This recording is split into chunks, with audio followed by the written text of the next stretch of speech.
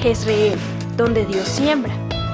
Nuestro propósito es compartir las herramientas de la palabra de Dios para formar líderes que impacten positivamente en el mundo, llevando transformación y restauración a quienes deciden poner su confianza en Cristo Jesús.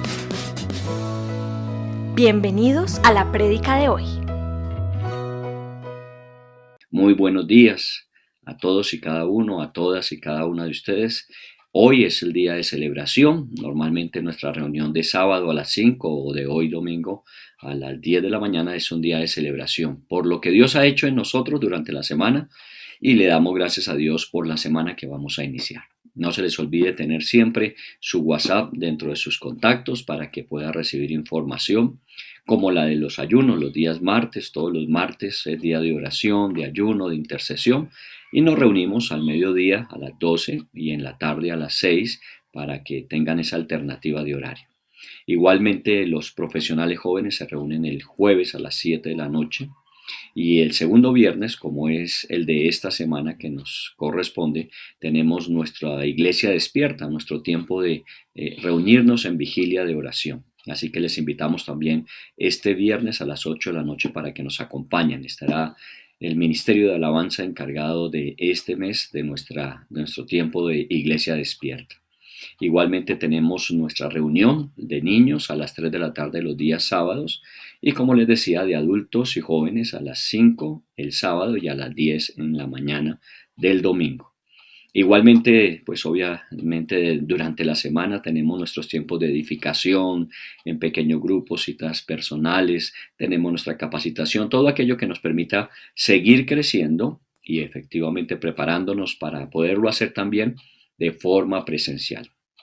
Ya ustedes vieron la nueva directriz, la 777, sobre la posibilidad de que volvamos a la presencialidad, solo que hay que esperar ese menor rango de 85% de UCIs ocupadas. Todavía nuestra ciudad está por encima de ello, así que estaremos pendientes y en la medida en que podamos irlo haciendo, vamos a ir recuperando la presencialidad de manera progresiva. Así que les estaremos avisando. Por eso es importante que usted tenga ahí el contacto del WhatsApp. Muy bien, durante el mes anterior estuvimos hablando de la importancia como cristianos de ser una contracultura. Esto quiere decir que no estamos ni contentos ni satisfechos con lo que estamos viendo actualmente en nuestro entorno. Y nosotros como cristianos no estamos llamados ni a juzgar, ni a condenar, ni a unirnos en este tipo de manifestaciones violentas, sino nosotros estamos llamados es a orar, obviamente, a ayunar por el país, pero también a portarnos y comportarnos como lo que Dios en su palabra nos demanda. Así que estuvimos estudiando Tesalonicenses, estuvimos estudiando el libro de Romanos en el capítulo 12, estuvimos hablando de cómo Josafat enfrentó la situación difícil con la ayuda de Dios y que obviamente si lo hacemos así, estamos cumpliendo con lo que nos pide que hagamos. Con el bien, destruir el mal. El mal no se destruye con el mal, la violencia no se acaba con más violencia. Tiene que ser haciendo el bien a los demás, amando a los demás. Como la misma Biblia dice, aún perdonando a aquellos que nos ofenden, aún acercándonos a aquellos que nos persiguen, aún si es necesario dar de comer o de beber a aquel que nos ha hecho mal. Esa es parte de la dinámica. Por eso la exigencia como cristianos es mucho más alta de lo que muchas veces nosotros quisiéramos. Pero es la forma ¿cómo podemos nosotros, dentro de una situación tan difícil como la presente, ser parte de la solución y no unirnos siendo mayor parte del problema? Muy bien, en este mes de junio vamos a estar hablando de choque de poder. ¿Por qué estoy hablando de esto? Usted de pronto ha escuchado en algunos momentos en nuestro país que se habla del famoso choque de trenes. Y alegóricamente se está hablando desde el punto de vista del derecho allí a sucesos jurídicos que acontecen a raíz de toma de decisiones o determinaciones de una de las altas cortes que tiene el gobierno y que se enfrenta a la interpretación de otro ente de justicia. Entonces allí se habla de un choque de trenes. Es a la luz de una interpretación, puede ser la Corte Constitucional y el Consejo de Estado, por ejemplo. Entonces hablamos de un choque de trenes que no es otra cosa sino un choque de poder. Vamos a hablar de eso desde el punto de vista de nuestra experiencia como cristianos, un choque de poder. Durante todo este mes les invito a estar muy pendientes porque tenemos que ir a otro nivel de las circunstancias actuales que estamos viviendo, entender esto como lo ve Dios, no solamente como lo escuchamos a nuestro alrededor, como muchas veces se plantea en las estadísticas, sino que nosotros podamos ir y verlo como Dios lo ve y que a través de la Biblia podamos entender nosotros también el momento que estamos viviendo. Para eso vamos a estar en este comienzo en el libro de Efesios, solo que hoy voy a hacer referencia solamente a Efesios en el capítulo 6, a esta porción, cuando el apóstol Pablo le escribía a esta iglesia, le decía que entendieran que no tendrían lucha contra sangre y carne. Esto quiere decir que el problema no era solo asunto de relaciones interpersonales, no tiene que ver solamente con las personas que nos rodean, que de pronto tienen diferente opinión, que tienen de pronto de manera diferente de actuar, sino Pablo les dice que el problema real, lo que hay detrás de todo eso, es un choque de poderes con principados, potestades, contra gobernadores de las tinieblas de este siglo, contra huestes espirituales de maldad en las regiones celestes. Tenga este versículo siempre presente, porque vamos a hablar de esto. A veces nosotros nos quedamos en un terreno muy temporal, muy terrenal, muy humano, y pensamos que es allí donde se encuentran los grandes conflictos, pero la verdad es que los grandes conflictos están en un nivel superior. Allí donde están esos principados, esas potestades, esos gobernadores de tinieblas, esas huestes espirituales de maldad de las que habla Pablo aquí. Ahora, tenemos que entenderlo y tenemos que entenderlo desde el punto de vista bíblico para que nosotros también nos preparemos para hacerlo. Recuerde que ese capítulo 6 del libro de Efesios es donde encontramos el famoso desafío de Dios a nosotros como cristianos diciéndonos que nos debemos vestir con la armadura que Dios nos provee, el yelmo, la salvación, la espada del Espíritu, el calzado del Evangelio, nos habla del escudo de la fe. Todo esto que dice allí, cuando habla de equiparse para una guerra, es porque efectivamente vivimos en un choque de poder. Vivimos en una confrontación y hay que estar de la mejor manera preparado para poderlo vivir. Por eso, hablar de lo que estamos hablando actualmente o escuchar lo que se está diciendo actualmente, aunque es real, es cierto, no es una explicación suficiente. El problema del mundo es mucho más de lo que normalmente en los medios de comunicación se dice. Pensar que los problemas actuales se deben únicamente al enfrentamiento de poder entre los sindicatos y los coordinadores del paro y el gobierno, eso es parte de la verdad. Esa es parte de la verdad, pero es solamente eso, una parte, no es todo el problema. O que el enfrentamiento está entre posiciones ideológicas de derecha o de izquierda, como usted ha escuchado. Eso también es cierto, pero es apenas una parte. O que se trata del enfrentamiento del Estado con los grupos levantados en armas. Eso también es cierto, pero es apenas una parte. O como estamos escuchando, que ese es simplemente el enfrentamiento, ya el cansancio de la clase pobre contra la clase rica en nuestra sociedad. También es cierto, pero no es suficiente. Y aún si hablamos desde el punto de vista global, entonces estaríamos diciendo que no, es que hay determinados grupos en el mundo que quieren controlar todo, tanto la economía como la sociedad, como todo tipo de influencia ejercer, como usted ha escuchado los Illuminati, de el nuevo orden global, de la Fundación Sociedad Abierta de Soros, el grupo de Río, se habla de aún de la OMS, la Organización Mundial de la Salud, la ONU. Bueno, hay tantas cosas que se dicen que pueden ser ciertas. Y de hecho, todas estas cosas influyen, pero no son las únicas ni lo más importante. Nosotros tenemos como cristianos un panorama aún mucho más amplio, porque es como Dios ve las cosas desde el punto de vista de Él, que es superior al que nosotros podemos concebir. Pablo, así como en esta epístola de Efesios, habla y nos permite ver un panorama mayor, mucho más amplio, que también lo hacen otras cartas, nos recuerda que esto no se trata solamente de intervención o intenciones humanas, que allí básicamente él dice que la lucha no es contra sangre y carne, hablando de personas o grupos de personas, sino que también está con respecto a principados, a potestades, a gobernadores de las tinieblas, a huestes de maldad. Tenga eso en cuenta. Ahora, no voy a hablar en unos términos especulativos, me voy a referir a lo que la Biblia nos muestra acerca de ese conflicto. Algunos lo llaman un choque de poder cósmico en el sentido de Dios contra Satanás o el bien contra el mal, pero lo tenemos que ver es como la Biblia lo plantea, porque es así como Dios nos ilustra y a la vez nos equipa para que nosotros podamos vivir en una época tan compleja entendiendo de qué se trata el asunto.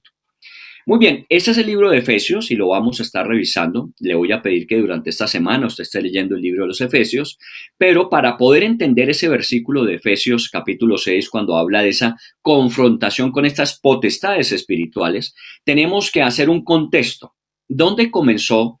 ¿En qué condiciones, en qué circunstancias se desarrolló la iglesia en la ciudad de Éfeso? Porque estamos hablando de la carta a los Efesios. O sea, Pablo le escribió estos asuntos acerca de ese conflicto cósmico a los de Éfeso. Entonces es importante saber cómo comenzó el ministerio de la ciudad de Éfeso. Así que le voy a pedir que hoy tome usted su Biblia, si tenemos nuestra Biblia a la mano, que la tomemos y abramos en el libro de los Hechos, Hechos de los Apóstoles. En el capítulo 18 y capítulo 19 del libro de Hechos de los Apóstoles. Si usted lo tiene en un dispositivo, bueno, también cuenta. Lo importante es que usted vaya observando cómo se van dando algunos detalles allí en el libro de Hechos, capítulo 18 y capítulo 19, acerca de la ciudad de Éfeso. Muy bien, mientras usted va llegando allí, va a encontrar en el capítulo 18 que hay un personaje que fue el primero mencionado al menos, que llegó a la ciudad de Éfeso a compartir el evangelio de las buenas nuevas de Jesús. Y ese fue Apolos. Apolos era un convertido, un creyente, había nacido en la zona que hoy conocemos como Egipto, en esa época era Alejandría, había sido preparado e ilustrado muy bien en cuanto a las escrituras, solo que Apolos tenía una característica y es que él hablaba hasta lo que era el bautismo de Juan, del apóstol Juan, Juan el Bautista, acerca del arrepentimiento. Y él llegaba hasta allí, con todo lo que el Antiguo Testamento, los profetas decían, él usaba toda esa información y llegaba a cómo Juan había dicho al pueblo que se prepararan porque el Mesías venía y entonces que había que arrepentirse. Y lo hacía excelentemente, pero era limitado su conocimiento. Así que en el capítulo 18 encontramos que él llegó a Éfeso, compartió con una comunidad apenas muy pequeña, más o menos se calculaba que habían unos 12 personajes allí en Éfeso que escuchaban, que habían sido de alguna manera informados por Apolos. Ya en el capítulo 19, una vez que Apolos sale hacia la ciudad de Corinto, Pablo venía de las regiones del norte y entra a la ciudad de Éfeso. Esto sucede más o menos en el tercer viaje de los viajes misioneros de Pablo. Ya había hecho un segundo viaje, había pasado, pero solamente de tránsito por Éfeso. Ahora venía a instalarse durante algún tiempo en la ciudad de Éfeso. Y se contactó con aquellos que Apolos había inicialmente compartido de Cristo, bueno, compartido del Evangelio acerca del bautismo de Juan. Comenzó entonces Pablo con estos 12 y empezó a ir más allá en esa información previa que tenían. Y entonces ya no solamente les habló acerca del arrepentimiento, sino la importancia de entregar sus vidas a Cristo y ser llenos del Espíritu Santo. Así comienza entonces la historia del capítulo 19, con un grupo reducido de hombres que habían sido informados parcialmente y ahora Pablo complementaba esa información, habían recibido al Espíritu Santo y estaban listos para ser instrumentos útiles, agentes de cambio en su ciudad. Pero pues obviamente las cosas no son tan fáciles como quisiéramos. A veces nosotros pensamos que solamente es disposición y estar de alguna manera preparados y que todo de allí en adelante va a funcionar. Cierto es que es necesario, pero no es simplemente que todo se nos va a dar como quisiéramos que fuera. Va a haber oposición, va a haber dificultad, o como lo vamos a plantear aquí, va a haber un choque de poderes, y vamos a ver cómo se desarrolló esto en la ciudad de Éfeso. Vamos a ver básicamente en este capítulo 19 3 veces en que hay un choque de poder y vamos a identificar quiénes son los que están confrontándose en ese choque de poder. Muy bien, entonces Pablo lo que inicialmente hizo en Éfeso con estos 12 personajes, como era de una extracción judía, se reunió en la sinagoga con otros judíos. Obviamente los judíos tenían esa información previa que era el Antiguo Testamento, para ellos la Torá, y de allí Pablo se aprovechaba para decirles a través de los escritos de los profetas cómo Jesús cumplía toda esa expectativa planteada acerca del Mesías. Y efectivamente, de allí partía. Pablo, siendo un judío convertido, sabía y entendía que Jesús no era simplemente uno más de los rabinos o maestros que Israel había conocido, que Jesús no solamente era un gran precursor, sino que Jesús cumplía con todo aquello que se había dicho como Mesías y Salvador. Obviamente ya Jesús había muerto, había resucitado y había ascendido a los cielos. Se está hablando de la iglesia cuando está en sus inicios. Muy bien, entonces Pablo iba a las sinagogas, discutía y persuadía a los que allí estaban acerca del reino. Y esto es importante para que entendamos que esta palabra discusión no es pelea. La discusión es una interacción con razonamientos y argumentación. Y entonces Pablo les daba sus argumentos, su razonamiento, argumentado con lo que los profetas decían. Y persuadía a aquellos que de alguna manera por el Espíritu Santo eran tocados y entendían. Bueno, todo eso estuvo bien hasta que empezaron algunos, mire el versículo 9 del capítulo 19, dice que algunos empezaron a enfurecerse y de alguna manera no creían lo que Pablo decía y empezaron a tomar una actitud ya no de discutir dentro de la forma lógica que es expresar lo que pensamos así sea diferente, sino que empezaron a atacar maldiciendo el camino delante de la multitud. Esta expresión el camino es importante que la entendamos porque en esa época no estamos hablando de la iglesia cristiana. Todavía a los cristianos no se les llamaba así. Eso comenzó en Antioquía años después. Aquí se les llamaba eran los del camino, aquellos que seguían a Jesús, quien había dicho, yo soy el camino, la verdad y la vida. Por eso se les llamaba los del camino. Y entonces estos judíos empezaron a maldecir a aquellos que estaban en este caminar. ¿Qué podríamos nosotros decir hoy día los cristianos? Obviamente, para ellos, un judío que no se aferraba a la tradición era un traidor. El pueblo judío no solamente es una nación, sino es una tradición en su religión, el judaísmo. Así que Pablo, que había sido un judío muy aferrado a su tradición, en un momento determinado en ese encuentro con Jesús, cambió completamente su dirección. Y estos que empezaron a maldecir, ellos pensaban que Pablo y los que lo seguían eran traidores a la tradición. Así que encontramos el primer choque de poder con respecto a la tradición judía que se presentaba allí en ese ambiente de la sinagoga. Obviamente esto generó una tensión y Pablo, como él mismo nos recomienda en algunos de sus escritos, uno no debe enredarse en discusiones que no conduzcan a nada. Uno no se debe enredar en pleitos y contiendas que no nos hacen sino heridas y nos dejan divididos. Entonces lo que Pablo hace es que se retira de la sinagoga después de 3 meses de estar allí, se retira con ese grupo de hombres que querían continuar conociendo acerca del camino, acerca de las verdades de Jesús. Y con ellos comienza un trabajo específico en uno de los ministerios que en el libro de los Hechos encontramos más extenso de Pablo en una ciudad. Estuvo 2 años Pablo en la ciudad de Éfeso trabajando con este grupo de cristianos. 2 años, todos los días. Eso es un curso intensivo, eso es un programa intensivo de formación de discípulos. Miren usted en el versículo 10 el resultado que eso produjo. En el versículo 10 de ese capítulo dice que de manera, cuando este proceso de discipular a estos hombres se dio, todos los que habitaban en Asia, tanto judíos como griegos, oyeron la palabra del Señor. Oiga bien, esto es importante. Y es que no solamente era un gueto de creyentes, sino era un grupo de personas que se preparaban, que se estaban edificando, que estaban creciendo, que estaban recibiendo a través de las escrituras, las existentes hasta ese momento, los argumentos para ir a hablar de ese Jesús a otros. Y lo hicieron no solamente en Éfeso. Éfeso era una de las ciudades de esa Asia Menor que conocemos nosotros en la historia. Y aquí ya nos dice el versículo que Asia, todos los habitantes de Asia, ya no está hablando de Éfeso, está hablando del entorno de esa ciudad, tanto judíos como griegos habían oído de la palabra del Señor. No estamos diciendo que se convirtió toda Asia al Señor, sino que habían sido expuestos a la proclamación del Evangelio a través de estos hombres. Había un choque de poder allí con la tradición, pero ellos insistieron en ir a evangelizar, que es a lo que Dios finalmente nos llama. Nosotros no estamos enredándonos en las discusiones hoy día sociales. Nosotros estamos aprovechando el momento es para seguir hablando de lo que tenemos que hablar, que el único que puede cambiar los corazones y traer paz tanto al individuo como a la sociedad que lo compone es el Señor.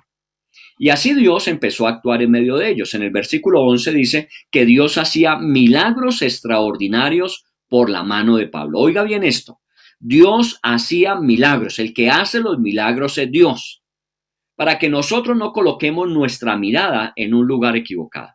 No son los hombres. Dios utiliza a los hombres, por eso dice por mano de Pablo. Dios utiliza a los hombres, pero el poder que opera los milagros es Dios el que está haciendo. Así que Dios obraba a través de la vida de Pablo con milagros extraordinarios. Y esto es importante que lo resaltemos porque de por sí los milagros son algo ya sobrenatural. Pero cuando dice milagros extraordinarios es porque era diferente a lo ordinario que se veía. Vamos a mirar cómo Éfeso tenía una característica de brujería, de hechicería, de agoreros, de charlatanes y que ellos también hacían muchas cosas.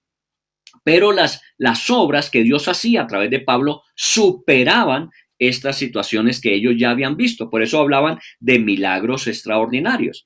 Ahora, pues obviamente nosotros tenemos que pensar que de alguna manera Dios es soberano para actuar como Él quiera. Uno quisiera estar viendo todo el tiempo milagros extraordinarios. Bueno, Dios sabe cuándo tiene que hacerlo. Esta era una ciudad que ordinariamente veía muchas señales, no provenientes necesariamente de Dios. Pero aquí Dios, entrando a esta ciudad, entrando a esta región, empezó a mostrar que su poder estaba por encima de los demás. Tanto así que dicen que en el versículo 12, mire el versículo 12, la gente tomaba de la ropa de Pablo, paños seguramente con el que se secaba el sudor cuando Pablo trabajaba haciendo sus carpas, y se llevaban esos paños y los ponían encima de los enfermos o los ponían sobre las personas que estaban endemoniadas. Y dice que los enfermos y los endemoniados se sanaban. Imagínese eso, que de alguna manera un paño que tocaba a Pablo era llevado y era puesto sobre un enfermo o un endemoniado y se sanaban. Esas son obras extraordinarias. Hoy día no, usted me dirá, pero todavía eso existe. No, Dios actúa como Él quiere. Y esto no se trata de que Pablo entonces se la pasaba haciendo pañitos y oraba por esos pañitos y los mandaba. Posiblemente la gente lo que hacía es que cuando estaba con Pablo tomaba de esos paños y se los llevaba para ponerlos. Ellos tomaron la iniciativa, Pablo no lo impidió. Pero lo importante es que aún esa iniciativa que había tomado la gente, Dios la respaldaba sanando a los endemoniados y enfermos. Y esto llamaba la atención a la gente. ¿Cómo así que a través de un paño que tocó la vida de Pablo podía suceder esto? Bueno, no era la primera vez que encontramos en la Biblia que suceden cosas extraordinarias, más allá de lo normal. Por ejemplo, en el libro de los Hechos mismo, comenzando apenas, cuando Pedro y Juan subieron al templo a la oración, dice que pues obviamente allí estaba el famoso paralítico en la puerta de la Hermosa y allí pedía limosna toda la vida y ellos se acercaron y le dijeron, nosotros no tenemos ni plata ni oro, pero lo que tenemos te damos, en el nombre de Jesús levántate y anda. Y efectivamente ese fue ese primer milagro visible que empezó a hacer que Jerusalén se revolucionara. ¿Por qué? Porque era algo que no se veía normalmente, era algo extraordinario. Jesús, en los evangelios se nos cuenta de una mujer que tenía un flujo de sangre, una hemorragia por mucho tiempo, y que había gastado todo su dinero y había ido a donde todos los médicos habidos y por haber, y su enfermedad no había sido ni curada ni transformada. Así que esta mujer un día se acercó a Jesús, ¿recuerdan ustedes esa historia?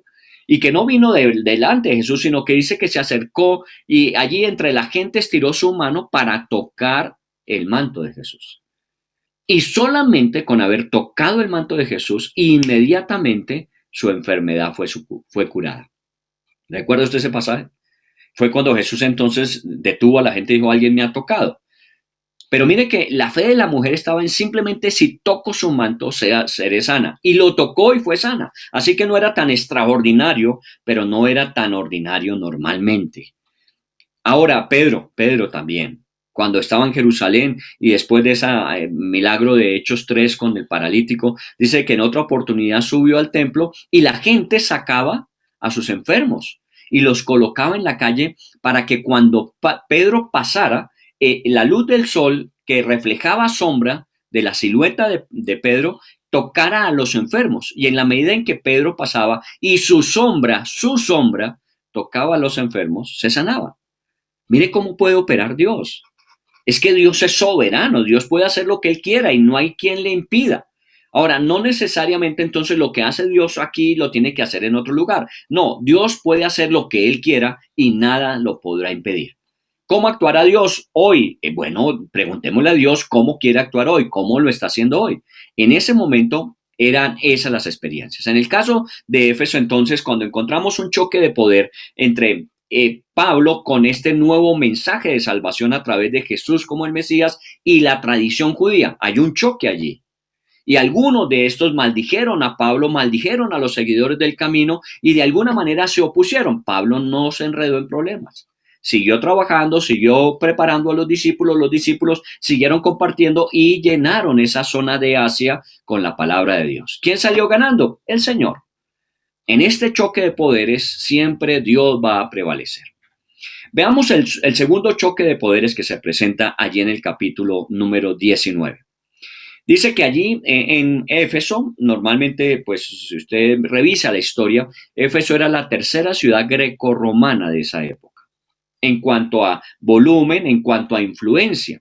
Era un cruce de caminos de oriente a occidente, de norte hacia el sur, y efectivamente por allí pasaba mucho del tráfico, tanto de personas como de mercancía, así que era una cosmopolita, una ciudad cosmopolita. Estaba Roma, obviamente, asiento del emperador, estaba la ciudad de Atenas, muy conocida en los griegos, y estaba esta ciudad de Éfeso.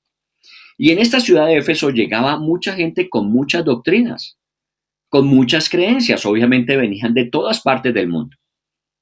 Y entonces allí también se desarrollaban otro tipo de culturas religiosas, la idolatría, por ejemplo. Allí estaba uno de los más grandes templos que se conocían de esa época. Algunos afirman que el templo de la diosa Diana, que estaba en la ciudad de Éfeso, era considerado una de las 7 maravillas del mundo antiguo. Así que vaya usted imaginándose cuál era la característica de la ciudad y dentro de la ciudad la característica de la oración a la diosa Diana. Bueno, obviamente es idolatría, pero junto con eso había una cantidad de doctrinas religiosas ocultas, lo que nosotros llamaríamos efectivamente ocultismo, hechicería, brujería o llámele como quiera. Y esto polulaba allí, tanto así que dice allí en el capítulo 19 que había una familia de judíos de un hombre que se llamaba Esleva. Él era un judío, dice allí que era un sacerdote. Difícilmente los historiadores bíblicos lo identifican como de la tribu de Leví. No era que necesariamente fuera un sacerdote levita, sino que era un hombre que había desarrollado una doctrina de estas de encantamientos, conjuros, de brujería, de hechicería, junto con sus hijos. Tenía 7 hijos y toda la familia estaba dedicada a eso. ¿A qué? A exorcismos ambulantes. Así que cuando alguien tenía una dificultad o un problema de tipo de salud, de tipo físico, relacional, llamaban a estos exorcistas ambulantes y buscaban su ayuda y su asesoría. Allí estaba Eslevan con sus 7 hijos. Eran reconocidos en la ciudad. De alguna manera habían ganado cierta reputación dentro de estas artes mágicas en la ciudad de Éfeso. Pues muy bien, entonces ellos cuando oyeron de Pablo y de esos milagros extraordinarios que se hacía a través de Pablo y de los discípulos, ellos empezaron a aproximarse porque eso es parte de este tipo de culturas. Cuando las culturas no están fundamentadas en la Biblia y nos remitimos a lo que la Biblia está, siempre estamos en búsqueda de qué otras cosas nuevas hay. Y entonces ellos dijeron, bueno, esto no lo habíamos escuchado, que en nombre de un espíritu llamado Jesús se pueden echar fuera demonios y sanar los enfermos y no necesariamente ni presencial, solamente con las ropas, esto es necesario conocerlo. Y se aproximaron a Pablo y lo que vieron en Pablo es que Pablo cuando oraba por los enfermos siempre lo hacía en el nombre de Jesús. Y entonces ellos empezaron a concebir que esa era la clave, ese era el secreto que no conocían hasta ahora. Conocían muchas cosas, practicaban muchas cosas, pero esta de usar ese conjuro específico diciendo en el nombre de Jesús es que los demonios salían. Bueno, lo incorporaron a sus prácticas. Oiga bien, no recibieron a Jesús. Incorporaron lo que ellos consideraban que era esa declaración que hacía que el Espíritu de Jesús echara fuera a los demás espíritus. Así que ellos se reunieron con un endemoniado. Y haciendo lo que Pablo hacía, en el nombre de Jesús ordenaron al espíritu malo del endemoniado que saliera. Miren lo que sucedió en el versículo 15 de ese capítulo. Cuando ellos dijeron en el nombre de Jesús, inmediatamente el espíritu malo, el demonio, le respondió: a Jesús conozco y sé quién es Pablo, pero vosotros, ¿quiénes sois? Oiga bien eso. Miren lo que le dice el demonio que está allí, ese espíritu malo del cual habla ese versículo. Yo conozco a Jesús, dice el demonio. Los demonios creen y tiemblan, dice, porque ellos saben quién es Jesús. Y también esos demonios sabían del ministerio de Pablo, sabían quién era Pablo. Pero estos que simplemente pensaron que usando el nombre de Jesús era suficiente, el demonio les dice: ¿y ustedes quiénes son? Recuerde que Jesús en un momento determinado de los evangelios dijo: ay de aquellos que dijeron que en mi nombre echaron fuera demonios y que hicieron y yo nunca les mandé, yo nunca los conocí. Recuerda que es posible hacer eso. Personas que no tienen a Jesús en su corazón, pero que usan el nombre de Jesús pensando que es el nombre de Jesús como una especie de conjuro que puede ayudar y librar a los demás. Bueno, ellos lo hicieron. Y el demonio le salió adelante. Mire lo que dice el versículo 16. Y el hombre en quien estaba este espíritu malo saltando sobre ellos, uno solo. Ellos eran 7 los hijos de Esleva. Y uno solo saltó sobre ellos, los dominó, pudo más que ellos y los puso en fuga, casi desnudos y heridos. Imagínense lo que dice el pasaje. Aquí encontramos otro choque de poderes. Recuerda el primero, Pablo en la sinagoga con la tradición judía. Pero aquí encontramos un choque de poder con una característica particular. Los de Esleva, los hijos de Esleva, exorcistas ambulantes, y llámelo así, personas charlatanas y endemoniadas también, echando un demonio. Resulta que estos encontraron que el demonio que había en este hombre era más fuerte y poderoso que los de ellos. Así que aquí encontramos un choque de poder entre el mismo demonio. Y esto quiero que usted lo entienda. Uno a veces dice: no, pero ¿cómo Satanás y sus demonios van a estar en ese choque? ¿No es que si eso hacen, finalmente se destruyen? Bueno, si el demonio, Satanás, no se sujetó a Dios, ¿usted cree que se va a sujetar a alguien? Por eso aún los demonios tienen esas confrontaciones. Aún los demonios tienen esos choques. Y efectivamente, Jesús lo había advertido: una casa dividida no puede prevalecer. Por eso Jesús dijo: las puertas del Hades no pueden prevalecer contra la iglesia porque la iglesia se mantiene unida. Cristo Jesús es la cabeza y el Espíritu Santo es el espíritu de unidad de la iglesia. Pero estos demonios no se sujetan entre ellos. En lugar de haber trabajado, imagínense, y solamente especulo en esto, imagínense que los demonios que están en este hombre y los demonios que están en los hijos del Leva se ponen de acuerdo y dicen: bueno, llevémosle la corriente para que los demás crean que efectivamente los hijos del Leva son grandes, son poderosos. Si hubieran hecho eso, a lo mejor entonces estos demonios se irían del hombre y los hijos de Esleva iban a tener un poder mayor y usando el nombre de Jesús. Pero es que estos demonios se enfrentaron y lo que hicieron fue debilitar ese trabajo espiritual que había en la ciudad de Éfeso. Ahí estos hijos de Leva perdieron ¿qué? Perdieron esa reputación que habían ganado de que ellos podían controlar los demonios. Sí, en la antigüedad había una cosmovisión. Algunas enfermedades y algunos desórdenes eran causados por demonios. Entonces se necesitaba buscar un poder mayor que controlara a esos demonios, los sacara y diera salud a la persona.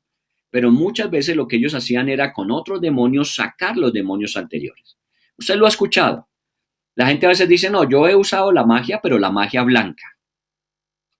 Porque es que yo no me meto con la magia negra. No, blanca o negra es magia. Y blanca o negra tiene el mismo origen. Y blanca y negra tiene el mismo fin.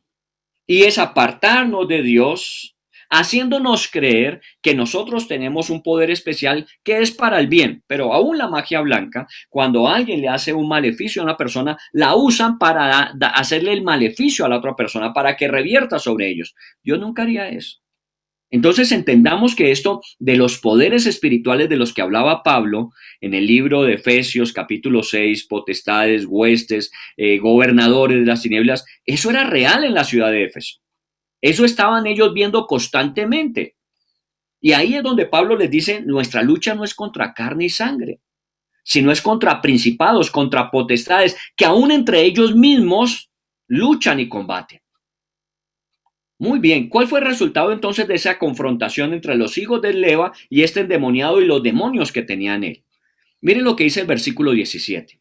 Cuando todo esto sucedió, dice, esto fue notorio a todos los que habitaban en Éfeso, así judíos como griegos. ¿Por qué? Porque ellos habían visto que Pablo decía en el nombre de Jesús y los demonios salían. Pero estos dijeron en el nombre de Jesús y los demonios se le vinieron encima a ellos. Esto fue notorio para los habitantes de Éfeso, tanto judíos y griegos. Y dice allí que tuvieron todos ellos temor y magnificaban el nombre del Señor Jesús. ¿Quién salió ganando? Ya los hijos de Leva cayeron en descrédito. Ahora el nombre de Jesús empezaba a ser magnificado, empezaba a crecer y lo que Pablo había proclamado y lo que Pablo estaba haciendo empezaba a tomar una relevancia importante. Muchos de los que habían creído, dice el versículo 18, venían y confesaban y daban cuenta de sus hechos. ¿Qué tipo de hechos? Los que habían practicado la magia, dice en el versículo 19, los que habían practicado la magia confesaban lo que habían hecho.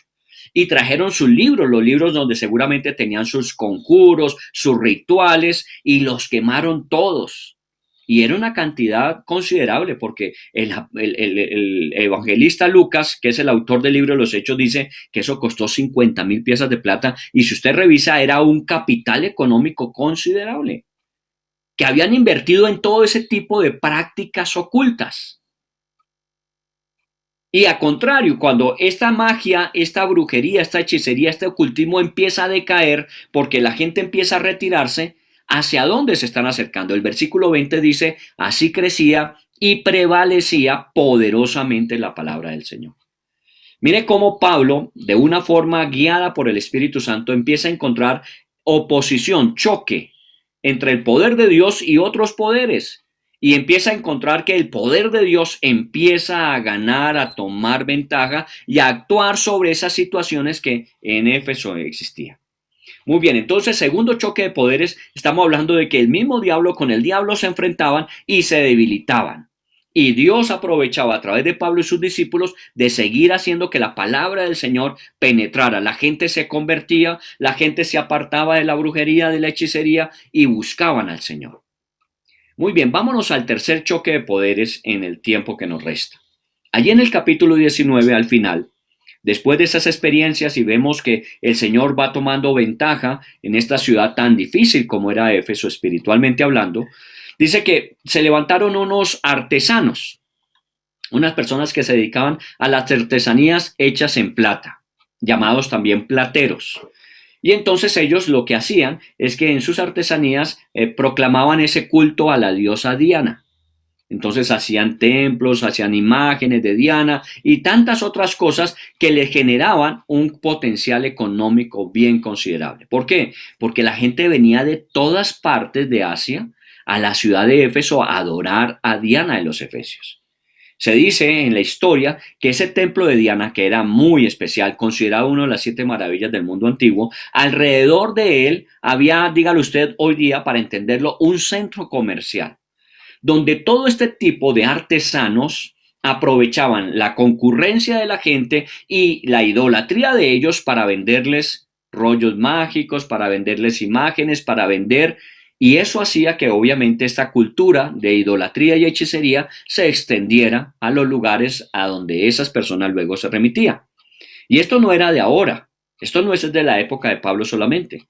En la historia se dice que Augusto César, el emperador romano, cuando empezó a ver que esta ciudad tenía ese potencial de que atraía espiritualmente a la gente y que la gente se enrolaba en estas artes mágicas, En el año 13 antes de Cristo, dice que Augusto César mandó quemar 2000 rollos de brujería, rollos mágicos, porque la gente se estaba alejando de los dioses del Olimpo por esta magia que en Éfeso se estaba dando. Imagínese entonces, usted dimensione lo que estaba pasando en la ciudad de Éfeso.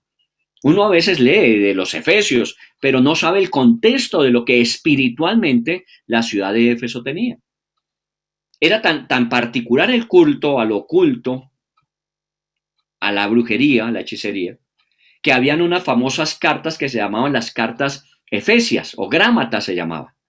Y esas cartas contenían conjuros y tenían rituales para alejar demonios y que la gente las usaba como amuletos. Muchas veces las colocaban en dijes que se colgaban sobre su cuello o en alguna parte del cuerpo y que cuando los requerían pronunciaban hechizos. Eso era conocido en esa época.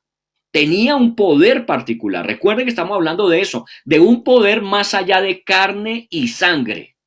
Principados, potestades, huestes de maldad, gobernadores en las tinieblas. De eso que hablaba Pablo, es esto que se estaba viviendo en esa ciudad de Éfeso. Y efectivamente a la diosa Diana se le consideraba la reina del cosmos y del infierno. Entonces se decía que la diosa Diana tenía control sobre todos los demonios. Esto obviamente para Demetrio, que así se llamaba este artesano, era muy importante el negocio y entonces en el negocio se había enriquecido y llegó un momento que cuando la gente empezó a apartarse de la brujería, de la hechicería, del ocultismo, de todo este tipo de prácticas mágicas, cuando se empezó a apartar y empezaron a seguir al Dios que proclamaba Pablo, entonces empezó a decaer su negocio. ¿Qué dijo entonces Demetrio? Miren el versículo 24. En el versículo 24 dice, porque un platero llamado Demetrio, que hacía de plata templecillos de Diana, que no daban poca ganancia, a los cuales reunidos con los obreros del mismo oficio, les dijo, vosotros sabéis que de este oficio obtenemos nuestra riqueza. ¿Con quién se unió?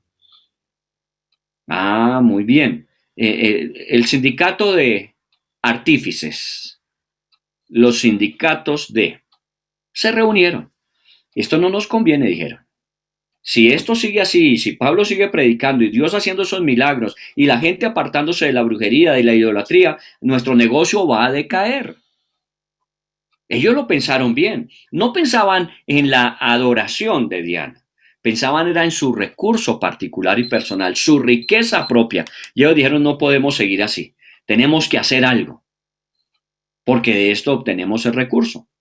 Y en el versículo 26 dice, ustedes ven y oyen a Pablo. Y que no es solamente aquí en Éfeso, sino que en toda Asia ha apartado a la gente con persuasión, diciendo que los dioses que nosotros hacemos con nuestras manos no son dioses. Cierto es. Son demonios a lo que se adoraba en Éfeso.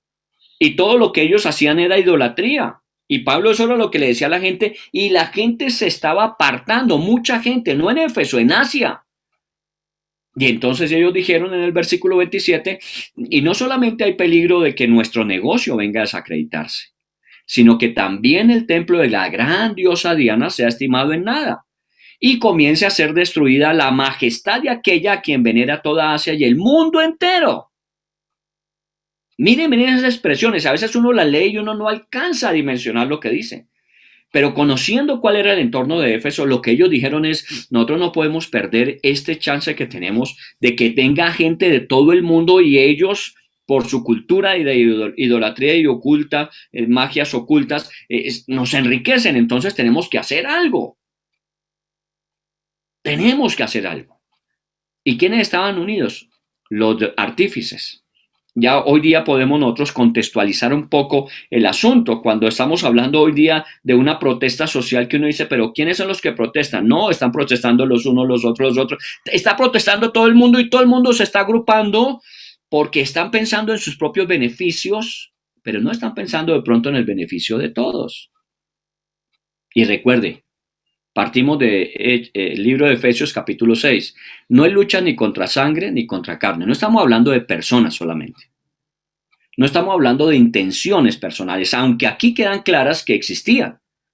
Sino lo que hay detrás de eso son los poderes espirituales de los que hablaba Pablo. Y entonces de alguna manera ellos hicieron lo que normalmente se podía hacer. Dice en el versículo 18 que todos estos plateros, cuando oyeron a Demetrio que los organizó, dice, se llenaron de ira y gritaron. No suena muy conocido en el ambiente actual. Se llenan de ira, gritan y salen por la calle diciendo que Diana es la grande Diana de los Efesios, y la ciudad empezó a llenarse de confusión, alboroto, la ciudad de Éfeso, porque estos plateros que tenían su interés particular en la idolatría y en el culto de lo mágico, se veían afectados, movilizaron la multitud salió a gritar a la ciudad, a llenarla de confusión, y se lanzaron en contra de aquellos que habían proclamado el camino. Entre ellos estaba Gallo, estaba Aristarco, estaba Alejandro, el mismo Pablo. Ahora mire el versículo 32. Unos pues gritaban una cosa y otros otra, porque la concurrencia estaba confusa y los más no sabían por qué se habían reunido. Escuche eso. Unos gritaban una cosa, defendían unas cosas. Otros defendían otras. Porque la concurrencia no estaba unida, estaba confusa ellos mismos. Pero la gran mayoría ni siquiera sabía por qué se había reunido. En estos días en una entrevista a una persona que estaba protestando, le preguntan: ¿y usted por qué protesta? Dice: porque es que Uribe se tiene que ir. Y el periodista le dice: pero es que Uribe no es el presidente. Ah, no, el que sea. Perdón. A veces nos encontramos en unas situaciones como esas. Unos gritan una cosa, otros gritan otra, todo el mundo está confundido y la gran mayoría no sabe ni para dónde vamos ni de dónde venimos. ¿No se le hace a usted conocido? Usted saque sus propias conclusiones. Yo lo que le estoy diciendo es qué estaba pasando en Éfeso. O sea, que situaciones como estas que vivimos no son nuevas. Son situaciones que se han presentado y a través de la Biblia encontramos muchas veces situaciones similares. Pero lo que tenemos que observar no es solamente a Demetrio y los artesanos y no solamente la ciudad, sino tenemos que ir más allá. ¿Qué hay detrás de todo eso?